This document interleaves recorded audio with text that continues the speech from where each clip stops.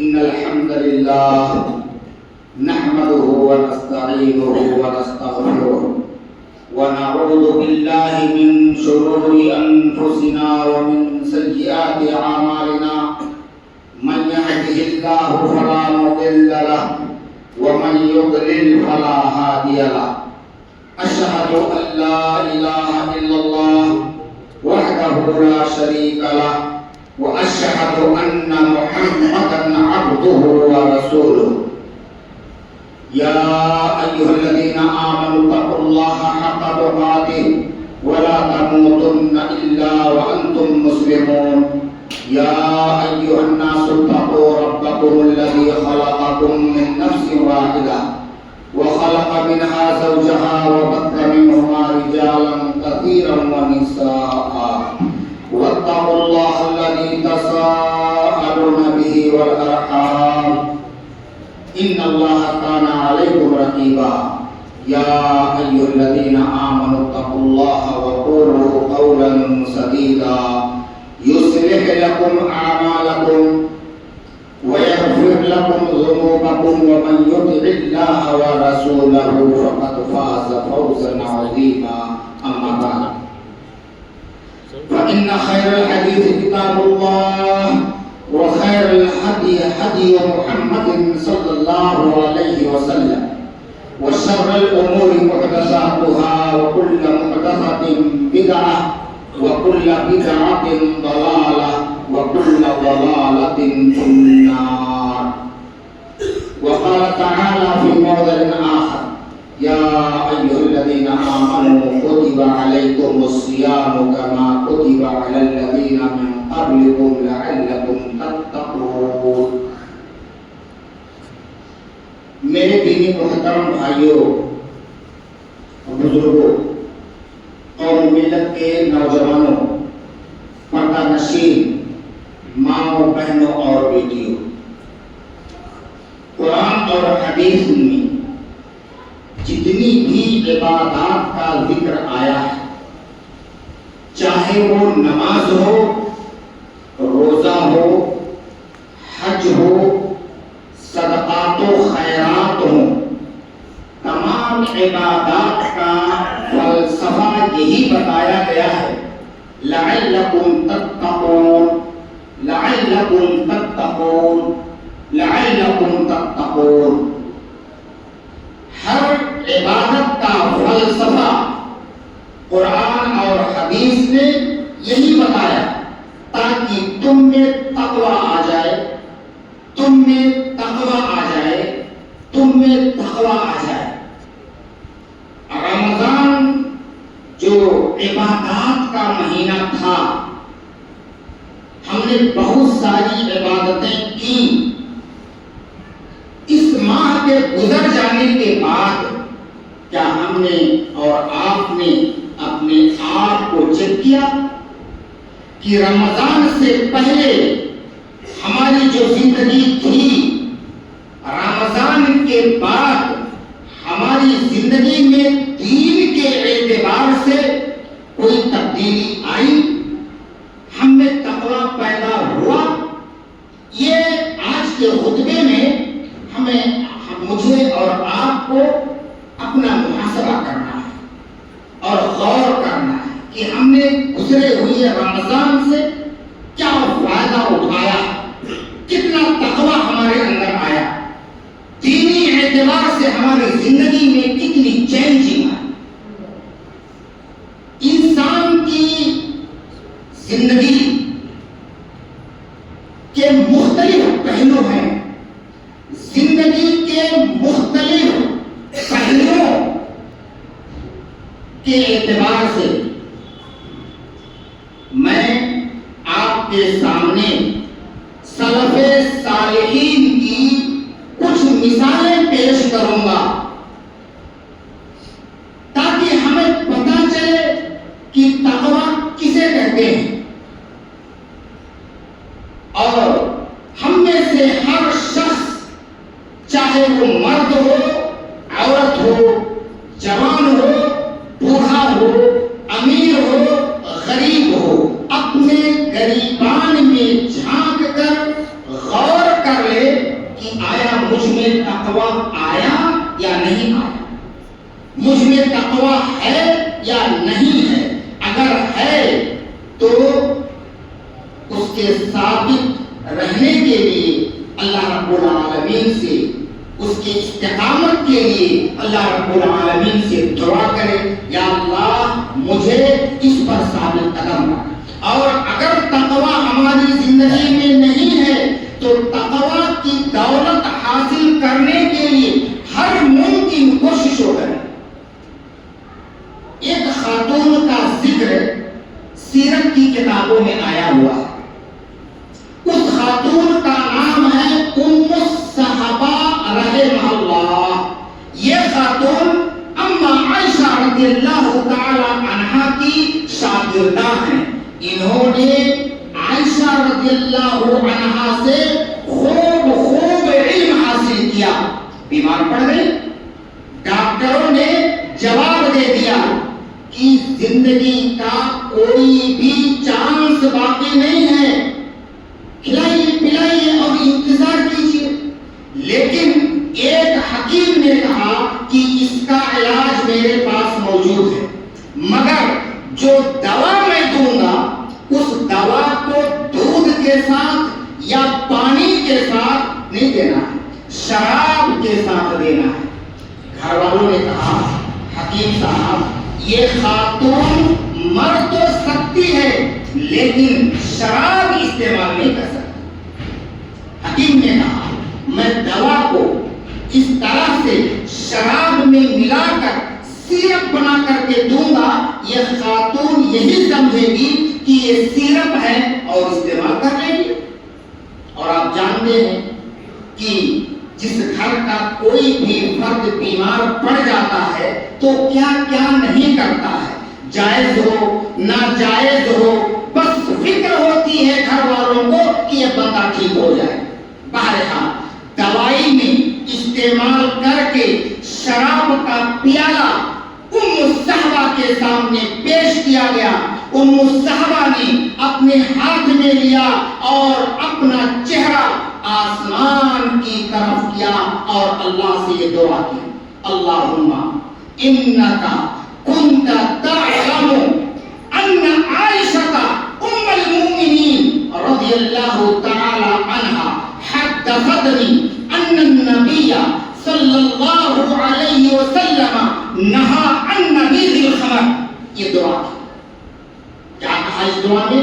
کہا یا اللہ یہ پیالہ مجھے دیا گیا ہے، تو جانتا ہے کہ اس پیالے میں کیا ہے، رب العالمین میں تیرے آگے درخواست کرتی ہوں اگر اس پیالے میں شراب کی ملاوٹ ہے جو میں نہیں جانتی، یا اللہ تیرے نبی کا فرمان ہے جو عائشہ رضی اللہ تعالی عنہا نے مجھے بتایا ہے کہ اللہ کے نبی صلی اللہ علیہ وسلم نے شراب سے منع کیا ہے، تیرے پیغمبر کا یہ بھی فرمان ہے کہ اللہ نے شراب میں شفا نہیں رکھی ہے۔ رب العالمین اگر اس پیالے میں شراب کی ملاوٹ ہے، رب العالمین تو مجھے حرام سے بچا لے، میرا زیادہ امتحان نہ لے، میں تیری بڑی کمزور بندی ہوں۔ کیا کہا؟ اللہ کے آگے درخواست کی، یہ جملے بولے، کوئی لمبی چوڑی دعا نہیں مانگی، ایک دم جس ہاتھ میں ام الصحابہ کے جس ہاتھ میں پیالہ تھا اس ہاتھ میں کب کبھی تاری ہو گئی، پیالہ ہاتھ سے چھوٹ کر زمین پر گیا اور ٹوٹ گیا۔ اللہ اکبر۔ ایک صحابی رسول نے کہا تھا کہ اگر بندہ تقوی اختیار کر لے اور یہ ساتوں آسمان اور ساتوں زمین اس کے سر پر لاد دیے جائیں اور وہاں بھی اگر وہ بندہ تقوی اختیار کر لے تو اللہ رب العالمین ساتوں زمینوں اور ساتوں آسمانوں کو پھاڑ کر کے اس کے لیے راستہ نکال دے گا۔ میرے ماؤں اور میری بہنوں، سیرت نگاروں نے لکھا اللہ نے ام الصحابہ کو صحت دے دی اور کئی سال تک ام الصحابہ نے صحت والی زندگی گزاری۔ بھائیوں بہنوں، تقوی اس کا نام ہے. یہ ہے تقوی. عروہ بن زبیر کا نام آپ نے سنا ہوگا. کون ہے؟ عروہ بن زبیر ایک عظیم صحابی ہیں. مائی عائشہ رضی اللہ عنہا کے بھانجے ہیں. عائشہ رضی اللہ عنہا کی جو بڑی بہن ہے اسماء بنت ابی بکر، یہ ان کے صاحبزادے ہیں، ان کے بیٹے ہیں. ان کے پاؤں میں پھوڑا نکلا. میں زندگی کے مختلف پہلوؤں سے تقوی کی مثالیں آپ کے سامنے پیش کرتا ہوں. اور یہ تو ہو نہیں سکتا کہ ہم اپنے اسلاف کی طرح سے زندگی گزاریں، مگر ان مثالوں کو پیش کرنے کا مقصد میرا یہ ہے کہ حتی الامکان ہم مسلمان ہیں، ہمیں اللہ کا تقوی اپنے اندر پیدا کرنا چاہیے، حرام سے بچنے کی کوشش کرنی چاہیے اور جان بوجھ کر کے حرام کو ہم اپنے قریب نہ آنے دیں. اسی کا نام ہے تقوی. تو ان کے پاؤں میں پھوڑا نکلا. عروہ بن زبیر رضی اللہ تعالیٰ عنہ کے پاؤں میں. ڈاکٹروں نے کہا اس میں کینسر ہے اور اگر پاؤں کاٹا نہیں گیا تو اس کا زہر پورے جسم میں پھیل جائے گا. ڈاکٹر آیا، عروہ بن زبیر رضی اللہ تعالیٰ عنہ کی ٹانگ کاٹا. عروہ بن زبیر رضی اللہ عنہ بے ہوش ہو گئے. یہ اس دور کی بات ہے جب بے ہوشی کا انجیکشن نہیں دیا جا رہا تھا. آپ غور کیجئے، ایک جیتے جاگتے باہوش انسان کے کسی عضو کو کاٹا جا رہا ہو، وہ کتنی تکلیف سے گزرے گا. وہ تکلیف عروہ بن زبیر کو ہوئی، بے ہوش ہو گئے. اور جب ہوش میں آئے تو پوچھا ڈاکٹر نے، میری جو ٹانگ کاٹ دی ہے تم نے پھینک دی کیا ہے؟ گھر والوں نے بتایا نہیں وہ ٹانگ ہے، لاؤ دکھاؤ مجھے. عروہ بن زبیر کی کٹی ہوئی ٹانگ عروہ بن زبیر کے سامنے پیش کی گئی. حضرت عروہ رضی اللہ تعالی عنہ نے اسے اپنے ہاتھ میں لیا اور کہا، عروہ بن زبیر نے وہ بات بولی، والذی حملنی علیک لیعلم انی مشیت بک انی ما مشیت بک علی معصیہ. کہا اے پاؤں، ایک مدت تک میں تجھ پر چل کر آتا رہا اور جاتا رہا. آج تو مجھ سے جدا ہو گیا، تو میرے جسم کا ایک حصہ تھا، مگر اے پاؤں تو سن لے، اللہ جانتا ہے کہ آج تک تیرے اوپر چل کر میں نے کبھی کوئی گناہ کا کام نہیں کیا. اللہ اکبر. اتنی گارنٹی. آج ہم میں سے مرد ہو یا عورت ہو، کوئی اس بات کا دعویٰ کر سکتا ہے کہ ہم نے اپنے جسم کے کسی بھی حصے سے کوئی گناہ کا کام نہیں کیا؟ ہم اپنی آنکھوں سے کہہ سکتے ہیں، ہم اپنے کانوں سے کہہ سکتے ہیں کہ آج تک تیرے ذریعہ سے کوئی گناہ کا کام نہیں کیا. ہوتا ہے گناہ، کوشش کیجئے، بچئے کہ ہمارے ہاتھ سے حرام کام، گناہ کے کام نہ ہونے پائیں، کانوں سے گناہ کے کام نہ ہونے پائیں، آنکھوں سے گناہ کے کام نہ ہونے پائیں. بچنا ہی تقوی ہے. یہ ہے تقوی. تقوی اس کو کہتے ہیں. ایک انسان دعویٰ کر رہا ہے، اللہ کو گواہ بنا کے کہہ رہا ہے کہ آج تک اللہ جانتا ہے، اے پاؤں، کٹی ہوئی پاؤں سے خطاب کر رہے ہیں، تجھ پر چل کر کے میں نے کبھی کوئی گناہ کا کام نہیں کیا.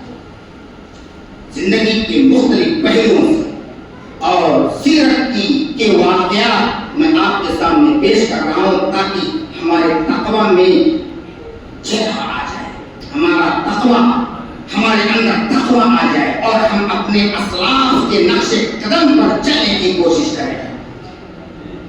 مسند احمد اور جامع ترمذی کی حدیث ہے، ایک صحابی رسول اللہ کے نبی صلی اللہ علیہ وسلم کے پاس آتے ہیں، آ کر عرض کرتے ہیں، اے اللہ کے نبی صلی اللہ علیہ وسلم، میرے کچھ زر خرید غلام ہیں، جب وہ غلام غلطی کرتے ہیں تو میں انہیں سزا دیتا ہوں. میں آپ کے پاس آیا ہوں یہ پوچھنے کے لیے کہ کل قیامت کے دن مجھ سے اس سزا کے بارے میں سوال تو نہیں ہوگا؟ فکر کی آخرت کی، کہیں مجھ سے گناہ کا کام تو نہیں ہو رہا ہے؟ ہمیں بھی پوچھنا چاہیے علماء سے، ہم یہ کام کر رہے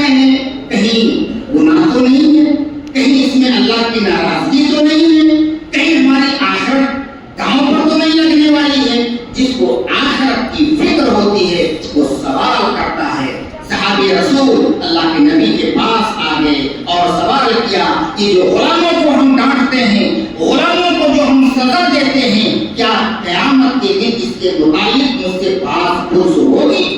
اللہ کے نبی صلی اللہ علیہ وسلم نے فرمایا کل قیامت کے دن تجھے اور تیرے غلاموں کو رب کے سامنے پیش کیا جائے گا اور دیکھا جائے گا، تیری سزا کو بھی دیکھا جائے گا اور تیرے غلاموں کی غلطیوں کو بھی دیکھا جائے گا۔ اگر تیری سزا غلاموں کی غلطی کے مطابق ہوئی تو اس کے پاس کچھ نہیں ہوگی، لیکن اگر تیری سزا ان کی غلطیوں کے مقابلے میں زیادہ ہوئی تو سن لے، تجھے قیامت کے میدان میں سزا بھگتنی پڑے گی۔ حدیث میں آتا ہے یہ سنتے ہی صحابی کے جسم پر کب کبھی تاری ہو گئی، کہاں پہ پورا جسم کب کبھی تاری ہو گئی۔ کبھی ہم بھی گناہ کرتے ہوئے ہمارا دل کبھی کانپا ہے؟ کتنے بڑے بڑے گناہ ہم کرتے، اپنی ماں کو ڈانٹ دیتے، باپ کو ڈانٹ دیتے، اور کھلے طور پر شریعت نے جس چیز کو حرام کر دیا ہے ہم دنوں رات اس کا ارتکاب کرتے، پھر نہیں لگتا ہمیں آخرت کا خوف نہیں ہے؟ یہ 10-12 گھنٹے والا دن پلک جھپکتے گزر جاتے، 50,000 سال کے برابر والے دن سے ہمیں خوف نہیں آتا، اللہ کے سامنے حاضر ہونے کا خوف ہمارے دل میں نہیں ہے۔ فوراً صحابی کہتے ہیں اے اللہ کے نبی آپ گواہ بن جائیے، میں قیامت کے میدان میں سزا نہیں بھگت سکتا، آپ گواہ ہو جائیے، میں سارے غلاموں کو آزاد کرتا ہوں۔ اللہ اکبر، یہ کی فکر آخر۔ صحیح مسلم کی حدیث ہے، اللہ کے نبی صلی اللہ علیہ وسلم بیٹھے ہوئے تھے، ایک نوجوان صحابی اللہ کے نبی کے پاس آتا ہے اور حدیث میں اس صحابی کا نام حنظلہ ہے، بالکل جوان خوبصورت کنوارا بچہ، مگر فکر دیکھیے نوجوانوں، آپ بھی تھوڑی دیر کے لیے ذرا آخرت کو یاد کر لو۔ آپ دیکھیں آپ بھی جوان ہیں، وہ صحابی رسول بھی جوان تھے، ان کی فکر دیکھیں اور آپ اپنی فکر کا جائزہ لیجیے۔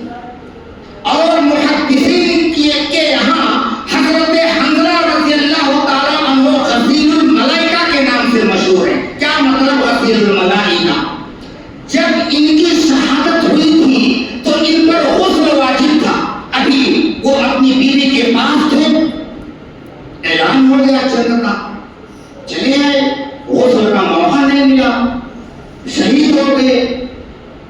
اللہ کے نبی صلی اللہ علیہ وسلم فرماتے ہیں اور جب یہ شہید ہوئے تو فرشتے، اللہ کے فرشتوں نے حضرت حنظلہ کو زمین اور آسمان کے بیچ ایک چاندی کے برتن میں رکھ کر کے غسل دیا، کیونکہ غسل کا موقع ملا نہیں۔ فرشتوں نے جسے غسل دیا ہے اس کا نام رکھا محدثین نے غسیل الملائکہ۔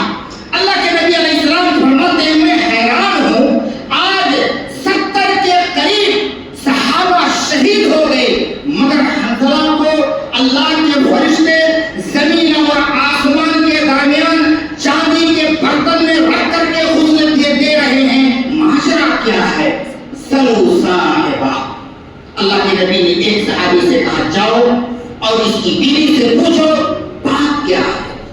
ابھی وہ صحابی جانے ہی والے تھے کہ ایک دوسرے صحابی آگے بڑھتے ہیں اور اللہ کے نبی صلی اللہ علیہ وسلم سے کہتے ہیں اے اللہ کے نبی صلی اللہ علیہ وسلم، حضرت حنظلہ کی بیوی آئی ہوئی ہے، وہ آپ سے ملنا چاہتی تھی، کیا بات ہے؟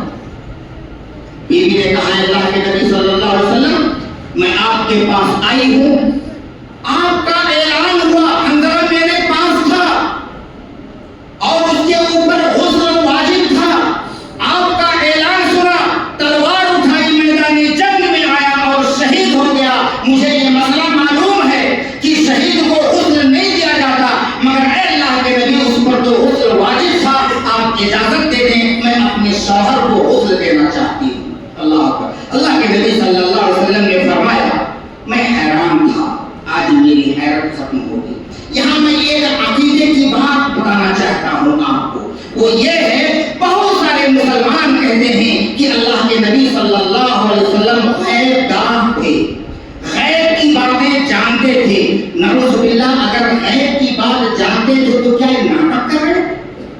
جاؤ اس کی بیوی سے پوچھو بات کیا ہے، کیا تھا یہ معاملہ۔ تو اللہ کے نبی صلی اللہ علیہ وسلم نے ان کی بیوی سے کہا کہ میں حیران تھا لیکن اب میری حیرت ختم ہو گئی، اس بات کا علم تجھے تھا اور تجھ سے پہلے اللہ کو تھا۔ کہا اے خاتون تو واپس چلی جا، تیرے شوہر کے غسل کا انتظام اللہ نے اپنے فرشتوں کے ذریعے سے کر دیا۔ میں اسی حنظلہ کی بات کر رہا ہوں، بات اٹھی تھی وہاں اور تھوڑا میں آپ کو دور لے کر کے چلا گیا، تاریخی بات تھی وہ میں نے آپ کو بتا دیا۔ میں اسی حنظلہ کی بات کر رہا ہوں۔ حضرت حنظلہ اللہ کے نبی کے پاس آئے۔ بھائیوں، میرے بزرگوں اور میرے نوجوان بچوں ذرا غور کرو۔ حضرت حنظلہ نے کہا یا رسول اللہ، اے اللہ کے رسول صلی اللہ علیہ وسلم، نافق حنظلہ، حنظلہ تو منافق ہو گیا۔ وماذا حنظلہ، کیا بات ہے، اتنی بڑی بات تم کیوں کہہ رہے ہو کہ حنظلہ منافق ہو گیا؟ حضرت حنظلہ کہتے ہیں اے اللہ کے نبی صلی اللہ علیہ وسلم، نقول عندک فتذکرنا بالجنۃ والنار۔ اے اللہ کے نبی صلی اللہ علیہ وسلم، ہم مسجد میں آپ کے پاس ہوتے ہیں، آپ ہمیں نصیحتیں کرتے ہیں، جنت اور جہنم کا تذکرہ کرتے ہیں، اس وقت ہمارے دل میں یہ خیال آتا ہے کہ آج کے بعد سے ہم دنیا کا کوئی کام نہیں کریں گے، بس صرف جہنم سے بچنے کی فکر اور جنت میں داخلے کی فکر کریں گے۔ عجیب کیفیت ہوتی ہے، دل و دماغ میں دنیا بالکل نہیں رہتی، بس دل و دماغ میں یہی آتا ہے کہ بس اللہ اکبر کہتے رہیں گے، آخرت کو بنانے کے لیے دنیا سے کوئی سروکار نہیں رکھیں گے۔ مگر اللہ کے رسول صلی اللہ علیہ وسلم، وَإِذَا رَجَعْنَا مِنْ عِنْدِكَ نَسِينَا كَثِيرًا، جب ہم آپ کے پاس سے اٹھ کر چلے آتے ہیں، کوئی کھیت میں چلا جاتا ہے، کوئی دکان میں چلا جاتا ہے، کوئی گھر چلا جاتا ہے، تو اللہ کے رسول آپ کا اکثر درس ہم بھول جاتے ہیں۔ آپ غور کیجئے کیا بات کہی حضرت حنظلہ نے، کیوں کہا کہ حنظلہ منافق ہو گیا؟ کیا کوئی زنا کیا تھا انہوں نے، جھوٹ بولا تھا، چوری کی تھی، کیا کیا تھا؟ صرف اتنا کہا تھا۔ اللہ کے نبی، جب ہم آپ کی مجلس میں ہوتے ہیں تو ہمارے دل کی کیفیت اور ہوتی ہے، اور جب ہم آپ کے پاس سے اٹھ کر چلے جاتے ہیں تو وہ پہلی جیسی کیفیت نہیں رہ جاتی۔ ہم بھی مسجد میں ہوتے ہیں، ہماری کیفیت جو مسجد کے باہر ہے وہی ہماری کیفیت مسجد کے اندر بھی ہے، ذراتی چینجنگ نہیں۔ کیا معاملہ ایسا نہیں ہے؟ بات ایسی ہی، وہاں بھی ہم حساب کتاب جوڑتے، مسجد میں بھی ہم حساب کتاب جوڑتے۔ امام نے اگر 4 رکعت کے بجائے 3 رکعت پڑھا کر کے اگر امام بیٹھ گیا، کسی کو سبحان اللہ اکبر کہنے کی توفیق نہیں ہوتی۔ کیوں؟ امام گردش کر رہے ہیں۔ کوئی دکاندار ہے جو اپنا حساب جوڑ رہا ہے، کتنا گھاٹا ہوا، کتنا نفع گیا، کتنا ادھار ہے، کتنا نقد ہے۔ کوئی کسان ہے جو اپنے کھیتوں کا چکر ہے، کمبائن کہاں کھڑی ہے، کب ہمارے کھیت میں آئے گی، یہ سارا چکر ہمارے دماغ میں چل رہا ہوتا ہے۔ اللہ کے نبی صلی اللہ علیہ وسلم نے حضرت حنظلہ سے کہا یا حنظلہ ساعتاً و ساعتاً، یہ وقت کی بات ہے حنظلہ، جو کیفیت تمہاری دینی گفتگو سنتے وقت ہوتی ہے، اگر وہی کیفیت 24 گھنٹے رہے، لصافحتکم الملائکہ فی طرقکم وفی مجالسکم، تو پھر حنظلہ یہ جان لو، اگر وہی کیفیت تمہاری 24 گھنٹے رہے تو پھر تم جس چوک سے بھی گزرو گے اسی چوک پر اللہ کے فرشتے آئیں گے اور تم سے مصافحہ کریں گے۔ جس بھی جگہ پر تم بیٹھو گے اور لوگ تم سے ملاقات کرنے کے لیے آئیں گے تو لوگوں سے پہلے اللہ کے فرشتے تم سے ملاقات کرنے کے لیے آ جائیں گے اور تم سے مصافحہ کریں گے۔ ولیکن یا حنظلہ ساعتاً و ساعتاً، وقت کی بات ہے حنظلہ، تم منافق نہیں ہو، تم متقی ہو کہ تمہارے دل کے اندر یہ احساس ہے۔ اگر گناہ کرتے ہوئے آپ کے دل میں احساس پیدا ہو جائے کہ یہ گناہ ہے، اور گناہ ہو جانے کے بعد اگر فوراً آپ نے شرمندگی کا اظہار کیا اور اللہ سے آپ نے استغفر اللہ کہا، یہ بھی تقویٰ کی ایک پہچان ہے، آپ بھی متقی ہیں۔ لیکن دنیا کی حقیقت کیا ہے؟ اللہ رب العالمین نے اس جنریشن کو دنیا کی حقیقت بتائی بھی اور سمجھائی بھی ہے۔ کیا آپ نے کووڈ-19 آپ بھول گئے؟ کرونا کا پیریڈ آپ بھول گئے؟ یہ وہ ایام تھے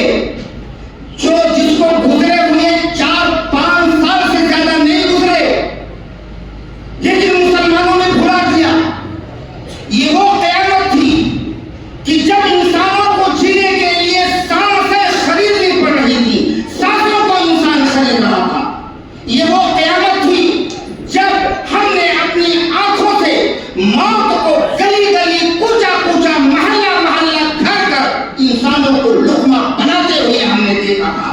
یہ وہ قیامت تھی کہ ہم ڈرے ڈرے ہوئے رہتے تھے، سامنے سامنے رہتے تھے کہ نہ جانے کب یہ ہمارے دروازے پر دستک دے دے اور ہمارے گھر کے کسی عزیز کو اپنا لقمہ بنا لے۔ یہ وہ قیامت تھی، یہ وہ ایام تھے کہ ہم نے اپنی آنکھوں سے وہ منظر دیکھا تھا۔